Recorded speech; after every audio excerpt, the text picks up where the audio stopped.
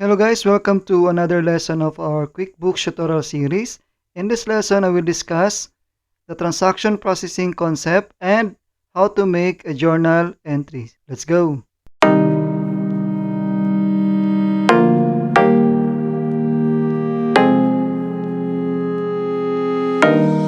If you're new to this channel, please click the subscribe button and notification bell to get updated on our QuickBooks and MS Excel lessons.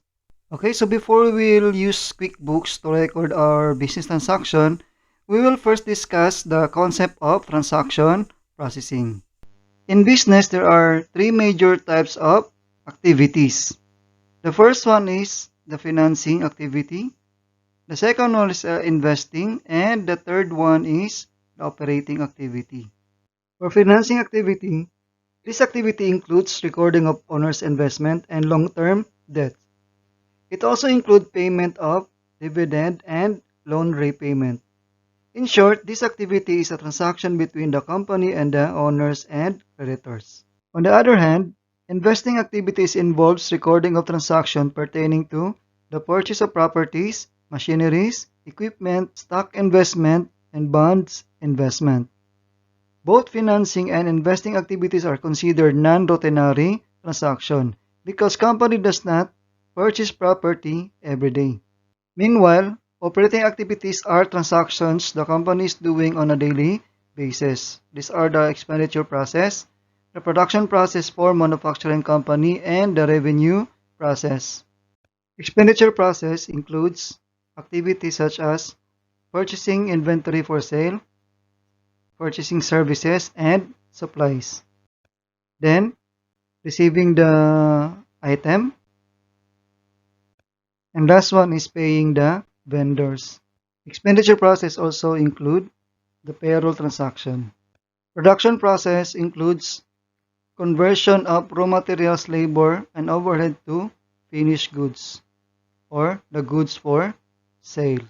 Lastly, revenue process includes customer order processing, then shipping the goods to the customer, then collecting the cash from the customer.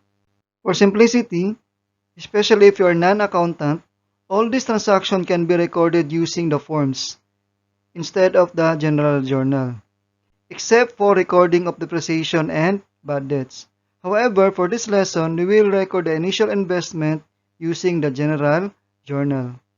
As you observe, the homepage icons were arranged according to the business operating activities. For example, in this area, this is the expenditure process. So from purchase order to paying the vendor.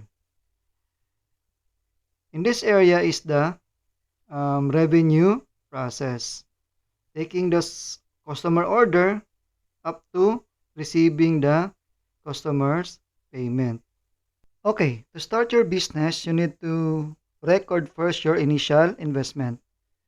Normally, the initial investment is cash. So there are two ways how to record the cash receipts. First is you can use the record deposit form or you can use the general journal. Okay, so in this lesson, we will record the initial investment using the general journal and we will make a journal entry. So go to company, then make general journal entries. Okay. Okay, so the entry number as a default value of 1. So you can change it using the journal voucher number if you have one in your business. So let us type journal voucher 001. Okay. Then in the account section, select your account, bank A checking. Let us say 5 million. Okay. Then another debit for savings. Say 10 million. Okay. Okay. Okay. So the balance should be 15 million. So our debit and credit are not balanced because I made an error.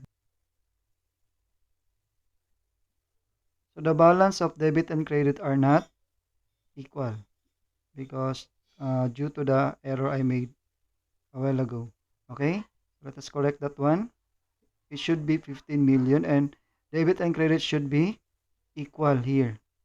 Okay, so the credit account is opening balance equity, then let's type 15 million.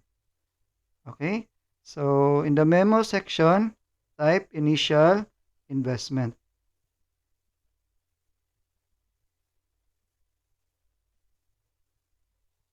Okay, initial investment.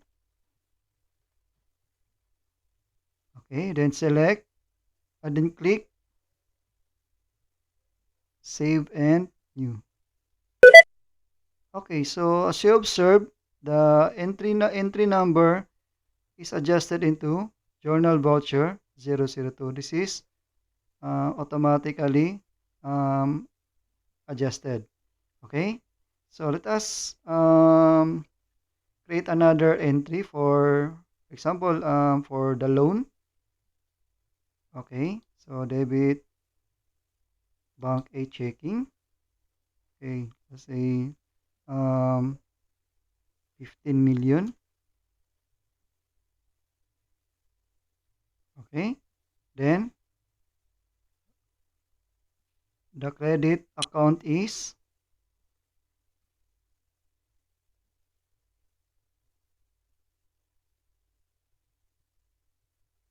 it should be loan payable. So there is no loan payable, so we'll make a loan payable account. Okay, so click add new, then select loan,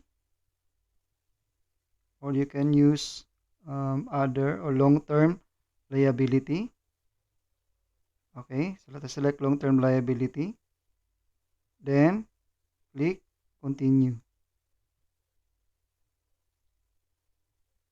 Okay, so loan payable.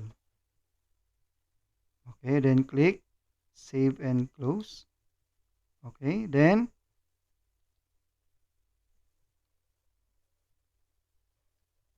loan from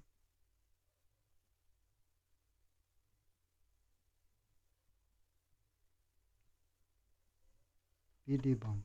Okay,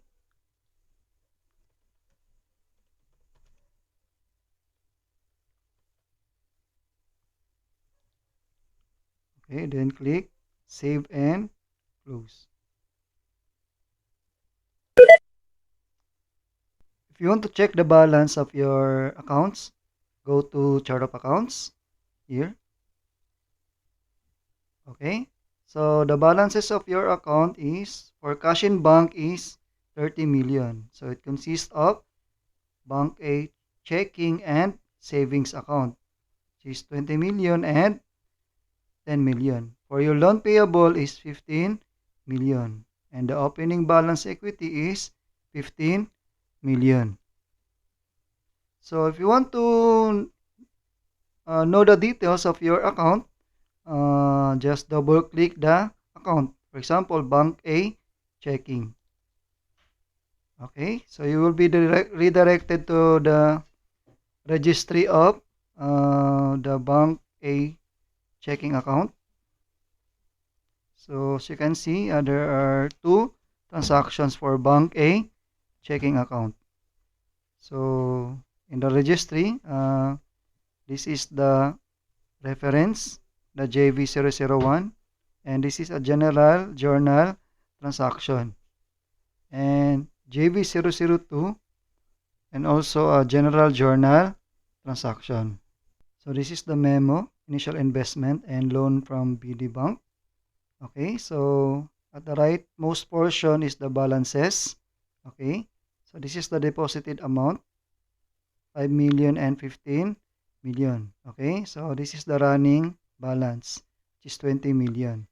And at the bottom is the ending balance. Okay, so that's all for now. You can write your questions about QuickBooks and also for MS Excel in the comment section. Have a good day.